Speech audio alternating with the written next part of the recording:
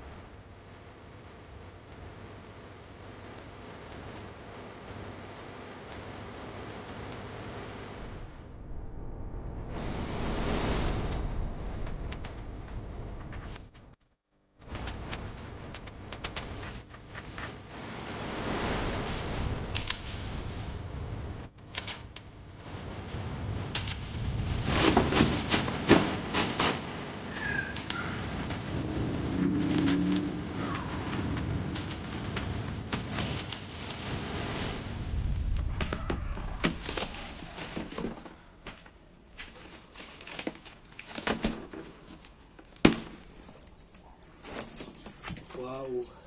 Okay.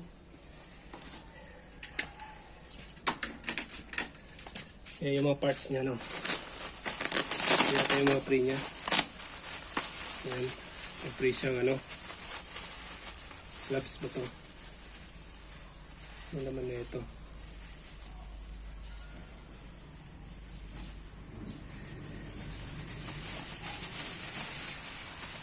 Ayun. Meron nga. Ito yung mga pre niya, oh. Yan. Lights. Ito siyang lights na sa... Yan. Yan. Ito. Oh.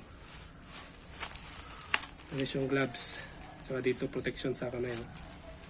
Sa init. Yan. Tingnan natin.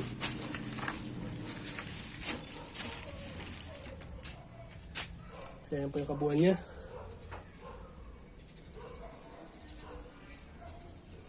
Yan, salamat sa nag-repack na ito. Well pack po siya. Ayan o. Lahat po ay may tali. Yan. So, meron na tayong bike. So far, wala pa akong nakitang gasgas niya, no? Galing talaga yung nag-repack na ito. So, naka-protect po siya. Yan. So, buuin na natin to. Yan, nabuksan na natin. Ito yung natin binubuo.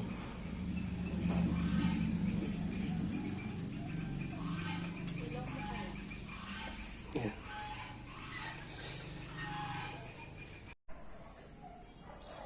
Lapit na matapos. So yan po yung bike po natin ngayon. Testing natin bukas. Yan, simple na.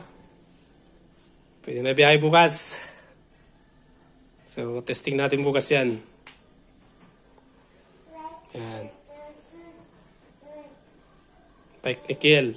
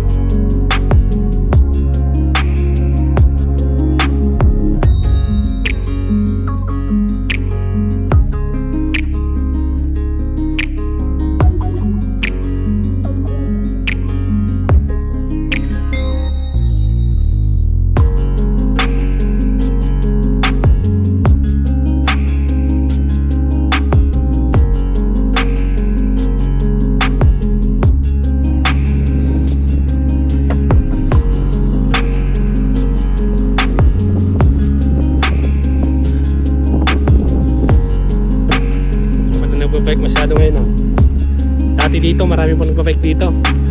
Umaga tsaka hapon. Ano ngayon, solo natin.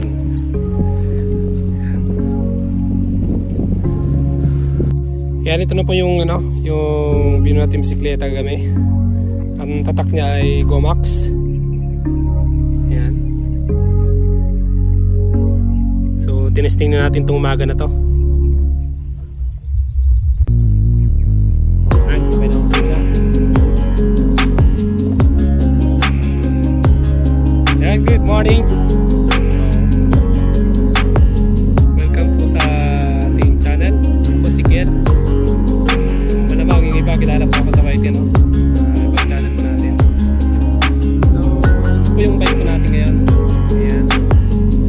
Tinest drive po natin. Mula sa bahay, nag-ikot ako. Dito sa, nakarating ako dito sa minumutan ko dati. Ayan. So far, maganda naman po yung ano niya. Takbo ng...